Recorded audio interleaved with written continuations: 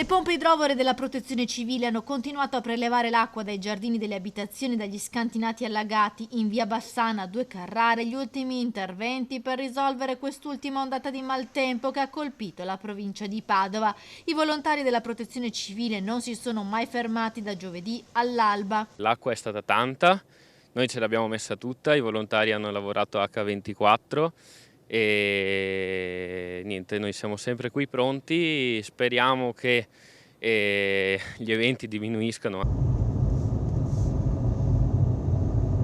A 2 Carrare il COC è stato chiuso nel pomeriggio, mentre l'idrovora della Madonnetta è stata potenziata in queste ore per riuscire a riversare l'acqua nel canale Vincenzone. Ancora visibili i segni dei livelli raggiunti dopo il violento nubifragio. Abbiamo sempre lavorato in stretto contatto con il Consorzio Bacchiglione. Vi posso assicurare che abbiamo i grafici, siamo stati qui H24 eccetera e le pompe non hanno mai smesso di funzionare.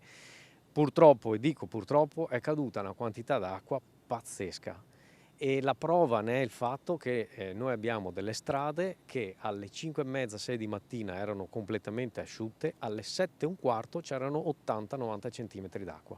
Quindi in un'ora e mezza, massimo 2 ore, si è riversata una quantità incredibile d'acqua. Più di 600 i sacchi di sabbia distribuiti in queste ore, anziani portati fuori dalle abitazioni allagate, strade trasformate in canali che sono state prosciugate. La conta dei danni sarà lunga, spiega il sindaco Moro. Purtroppo abbiamo parecchi scantinati, parecchie famiglie che sono andate sott'acqua, i soccorsi sono stati tempestivi e ringrazio in primis la Protezione Civile di 2 Carrare che è sempre presente, sempre attiva, ma poi ci hanno dato veramente una mano anche tutto il distretto del Padova Sud, è venuto anche il gruppo di Este, il gruppo di Cittadella. Voglio anche ringraziare gli scout perché ieri tutti i volontari erano impegnati nell'attività appunto di messa in sicurezza e di aiuto in primis anche ad anziani e a persone allettate e sono venuti gli scout a fare i sacchi di sabbia. Oltre 300 le chiamate arrivate ai vigili del fuoco di Padova da tutta la provincia, 150 gli interventi che hanno coinvolto i comuni di Albignasego, Maserà, Villafranca Padovana, Mestrino e ovviamente anche Padova città colpita soprattutto nella parte sud e ovest.